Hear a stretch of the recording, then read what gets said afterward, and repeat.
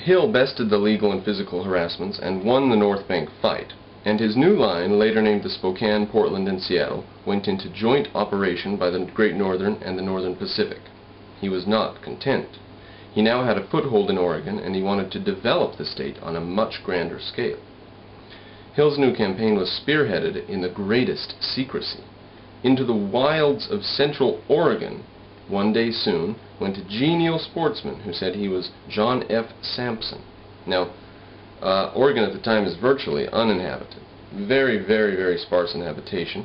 Why would you build a rail line through there? He carried more poles and reels and trout flies than was common along the Deschutes. Deschutes, D-E-S-C-H-U-T-E-S, one of the state's most famous fishing streams. Sampson also appeared to be carrying more cash than was usual with sportsmen on vacation. He liked the country so well that he bought options on ranches and unfenced wild lands all over the region. Said it was sportsman's paradise. Everybody liked him fine. One day he disappeared, leaving no trace. So he just goes into the area and says, I love fishing and hunting. I want to buy half of this ranch. I want to buy options on that ranch. I want to buy this, that, the other. I love this place. Hunting, fishing, love it. Then he disappears.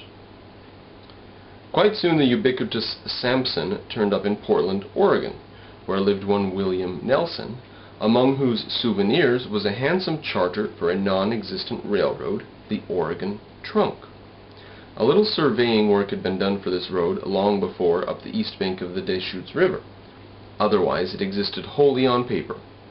Now this John Sampson gets William Nilsson to meet him in a secluded place in a park in Portland, and gives him $150,000 in, quote, good legal tender in exchange for his stock and charter described as the Oregon Trunk Railroad. On the heels of this astounding transaction, Mr. Sampson disappeared, this time for good. Never came back. And John F. Stevens came onto the scene. They were one and the same. So who's this John F. Stevens guy? Stevens was one of the best-known engineers in America.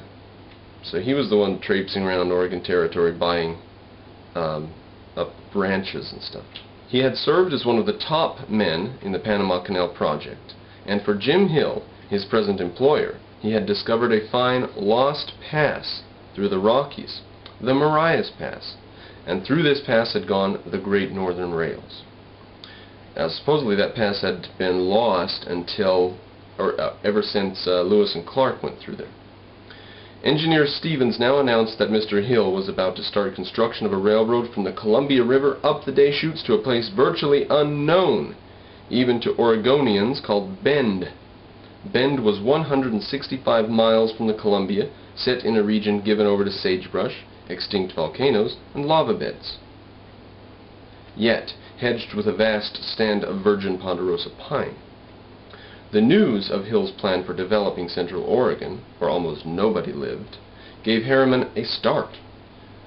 So Harriman's like, what the hell is Hill doing in Central Oregon? Nobody lives there.